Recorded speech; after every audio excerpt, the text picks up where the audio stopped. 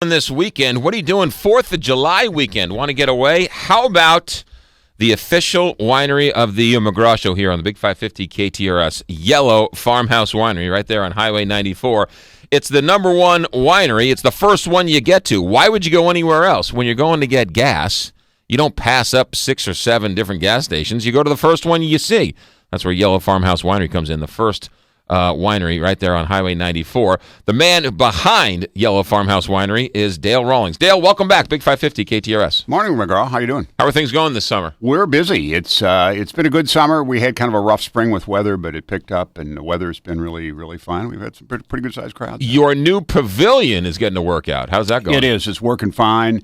It's kept the rain off on days that it's rained, and kept the sun off. Keeping the sun off, and the fans keep it cool, so it's working fine. Now, this weekend, it might even be, it's going to be a little chilly at some point. It's going to be beautiful, and if it gets chilly enough, we'll kick the fireplace on and build a fire and have the fireplace in the pavilion going. That was my point. That pavilion with that giant stone fireplace is a nice place to be. Yeah, we don't let you roast marshmallows in there, but people do kind of snuggle up to it. All right, now you've got some new wines for July? We do. July is kind of a big release month for us, and we're releasing 2 wines in July. The first one is Rosé. Rosé is really catching on in the United States. We've gone through the White Zinfandel stage with pink wine, and now people are beginning to realize there's really a great thing out there called true Rosé.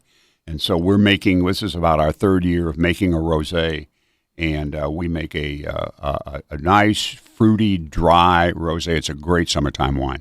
How long does it take for the rosé to mature? Well, rosé, in its characteristics, is very much like white wine, so it comes through in about a year. Okay. But the secret with rosé is how long do you leave the juice in contact with the skins?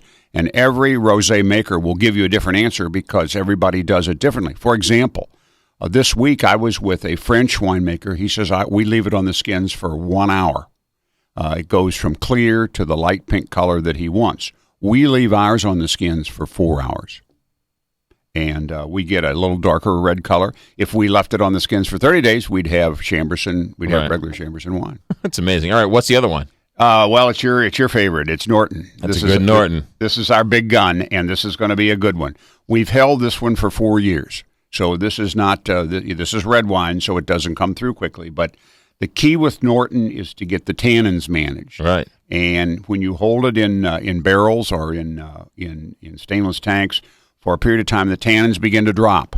And you don't want to get rid of the tannins because the tannins are the spices of the wine. On the other hand, when you got too many tannins, the Norton will rip your tongue out on you. Right. But when you get it just right, it becomes Missouri's great landmark wine. And the Nortons are great with a nice, juicy steak. Yeah, I'm a barbecue guy, so I like to say Nortons are great with barbecue. In fact, my wife tonight is going to barbecue, and I'm going to have a bottle of Norton with barbecue tonight. Yeah, I can see you salivating right now. Oh, I'm ready. I'm ready. It's good stuff. And but the reason for that is Norton is a strong wine, and it takes a strong wine to stand up to a strong meat.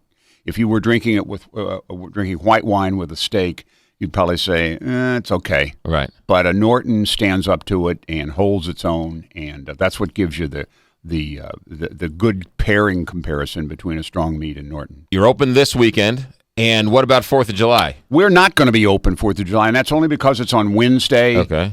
Usually we're open on the 4th when it falls close to a weekend, but we're open Fridays, Saturdays, and Sundays, noon to 5. But we just decided to give the staff a day off on the 4th of July since it's in the middle of the week. Okay. And so we're going to be closed. So you're open this weekend, but then the 4th of July weekend, next weekend, you're open Friday, Saturday, open, Sunday. Right. We're open and running, and glad to see you. Okay, and whether you're driving by, you can stop off, pick up a couple of Nortons, or if you have time, sit, relax, enjoy the Missouri countryside. Either one. We've got a good place to drink it, but we've also got a very convenient place to drop in and pick it up and leave, and you're not going to be held up very long. It's the very first winery, right? First winery on 94 you'll encounter when you're going out in that direction, and it's not to say there aren't some other good wineries down the road, but if you're looking to get out to the first one, we're it. And you started this because you just love wine? Well, I've been a hobbyist for years and years and years, and when I retired, I said, I'm not going to sit around and watch Oprah. Let's sit around and watch grapes grow. Let's watch grape grow. Right? Dale Rawlings, Yellow Farmhouse Winery, right there on Highway 94. You can't miss it. The beautiful stone pavilion. If it gets a little chilly, bring a sweater and have them start a fire. Have a good weekend, Dale. Thanks, McGraw. We're out. We'll do it on Monday. So long, everybody.